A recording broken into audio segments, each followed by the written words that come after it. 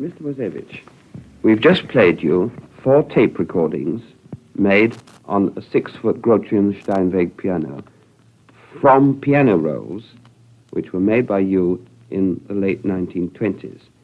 Now, you've listened to them, and do you feel that any of them represents the way you played on that occasion in 1920? Well, 1920 is a long time ago. But to answer your question, I'm in 2 minds. I was eager to listen to them to see if I would recognize my own playing. It's like the curate's egg, only in parts. In parts, it was unmistakable, and in other parts, I thought, how could I be so stupid? And I had my doubts whether it is a true recording. But since you tell me that once the tempo is set, it never varies, otherwise the pitch would change as well, which would have been very noticeable, and I didn't notice that. The quality of the tape recording seems to be good, but a little bit too shrill for me, whether it's the fault of the piano or the actual tape recording, I don't know. The Geroult, for instance, which is one of the best records I ever made for the gramophone, is almost as good as an actual performance, except again I miss the limpidity. The gramophone is more truthfully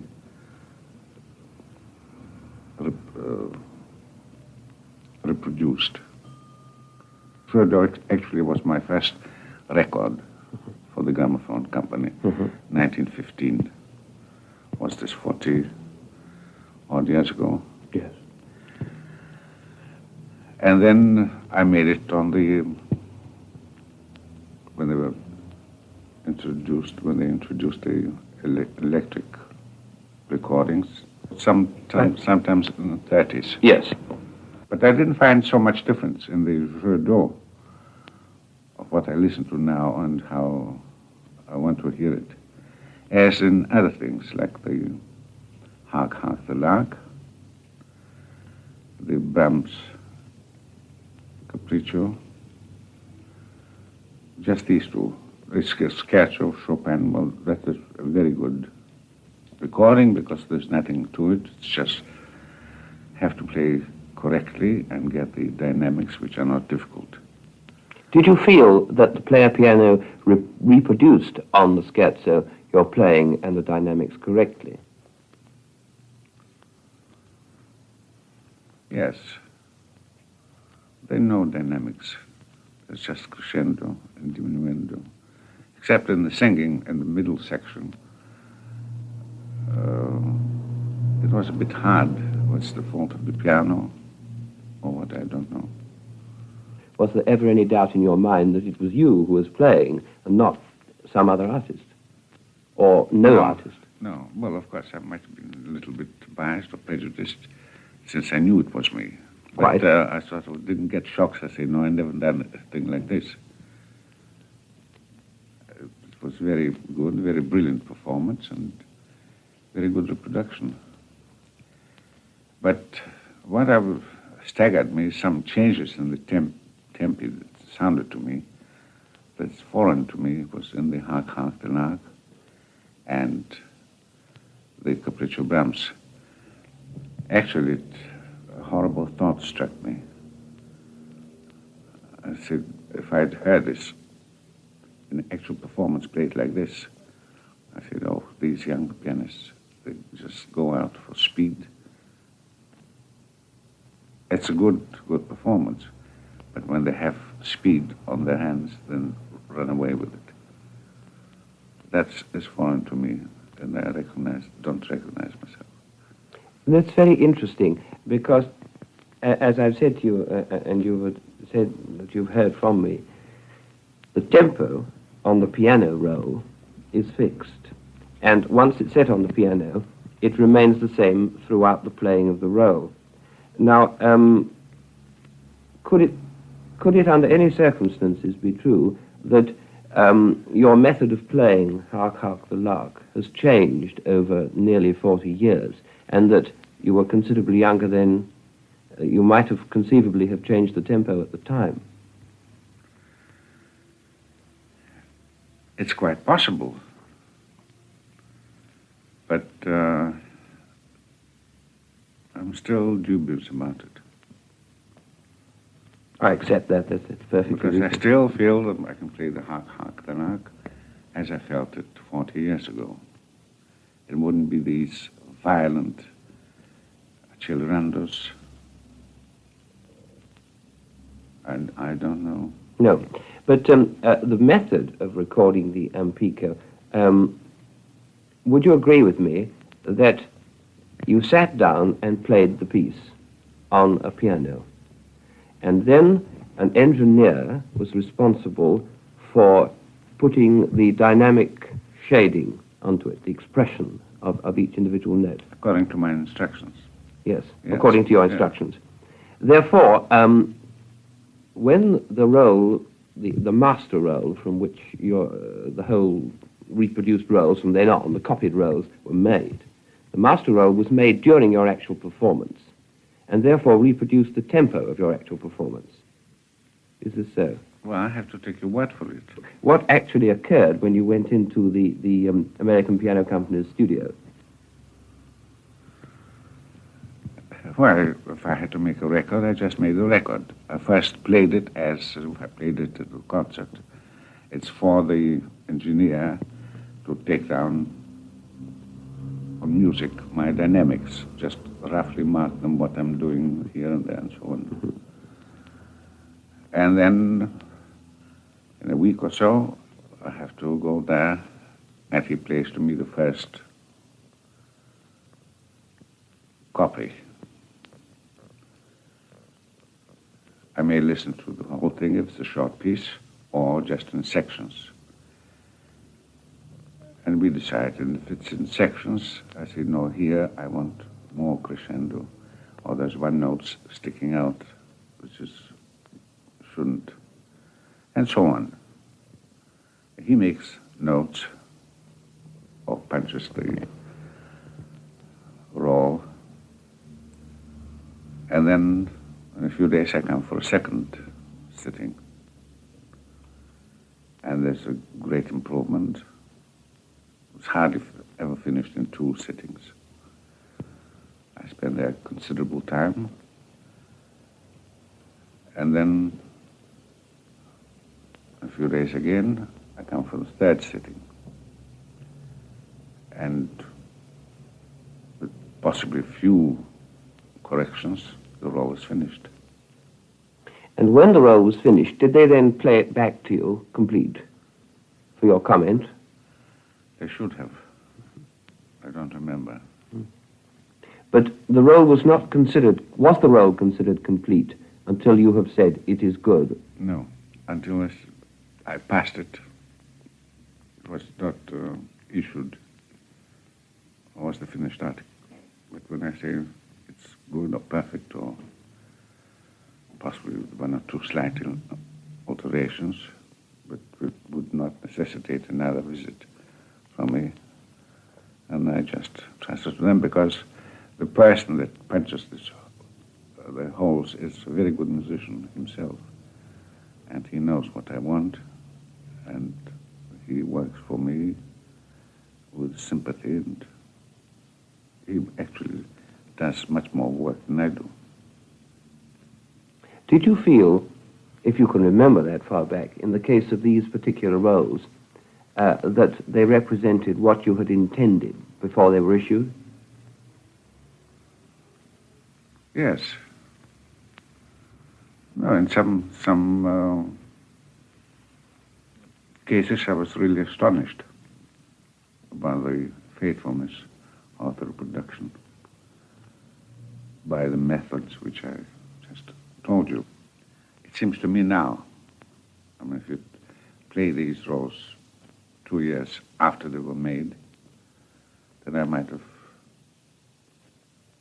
completely agreed with the machine and with you and with everybody. But now, as I say, if you want me to be frank, this is my opinion. If you assure me that once the tempo is set, nobody can possibly change it, then I must take your word for it. But I cannot help confessing that it sounds strange to me, a little bit astonished. And as I say, if I had heard a young pianist play like this now, I would say that some parts are very good. But why these violent changes of tempos? You've recorded for the gramophone, you've also recorded for the player piano. What is your feeling about the different methods of recording? Do you feel that the player piano can ever reproduce faithfully a performance of an artist? Absolutely. If you take great care and patience, it's tiresome, but it's a commercial product, and if you want a good finishing piece, you've got to do it perfectly, and it can be done, and it has been done. I particularly like the Geroult. Scherzo is all right, but I doubt Well, the Brahms Capriccio, which is a very graceful thing, and it was my favorite 20, 30 years ago, still is. But the tempis are a little bit staggering to me. Why do you feel that it's possible to make such a good recording on the player piano as opposed to a gramophone? Because once you make a record, you make it. It may be an indifferent one, then you make it again. Maybe a better one, but there might be a patch somewhere. It's very seldom that you can make one recording and say it's perfect. That happened to me. I mentioned before the sketch of the Midsummer Night's Dream, the Rachmaninoff made 11. Yes, perhaps you'd tell me again, would you? Well, Rachmaninoff, who came to lunch one day, he told me, asked me actually, he said he never asks his colleagues to play his compositions. He said if they play them, he's delighted. If they don't play them, he has nothing against them.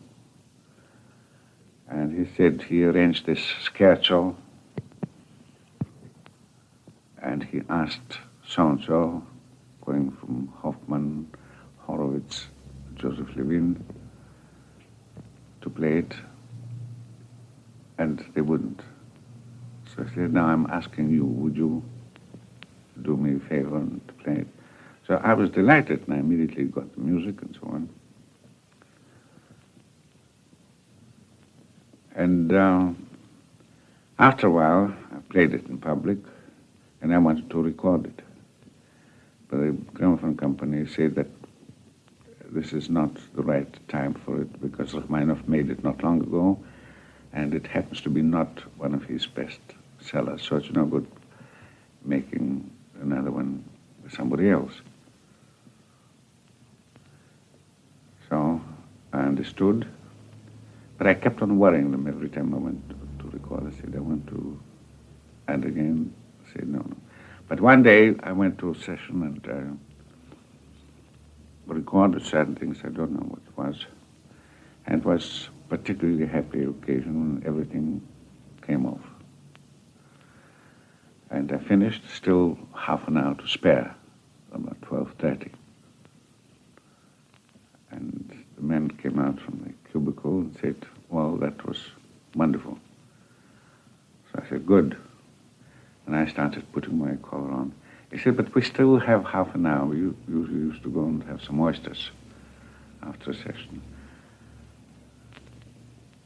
So I said, well, all right, let's go and have a drink first. He said, no, the engineers are here and they're paid to work. I said, won't you play something else? I said, no, I'm glad I've made what I've made and I'm satisfied it's all right and I don't want to do anything else. But he kept on saying, well, just play something that we don't have to issue it immediately, we'll keep it as a reserve. So I said, all right, put on a master record. I'll play just the scherzo from the Midsummer Night's Dream, but only once. I said, good. I went back to his cubicle and I waited for the bus, and the red light, and off I went. And when I finished, I just put my two thumbs up. And that's my best record I ever made in my life.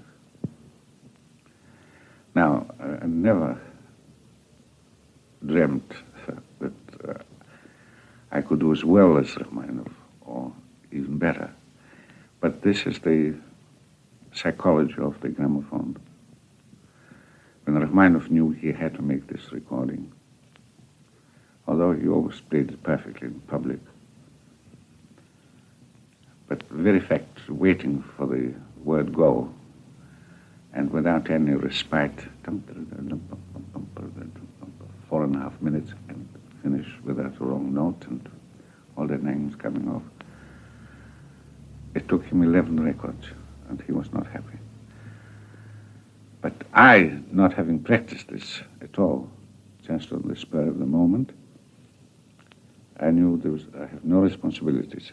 If it comes off, it's all right. If it doesn't, we'll still go and have our oysters. This is the difference between making a recording, all nervous. While Ampico, you can sit back in a chair and smoke and have a drink and say, no, I want more crescendo there, or this is too much accelerando. And the man punches the holes according to what I tell him. I can spend a pleasant afternoon without any nerves. That's the difference between gramophone and piano playing.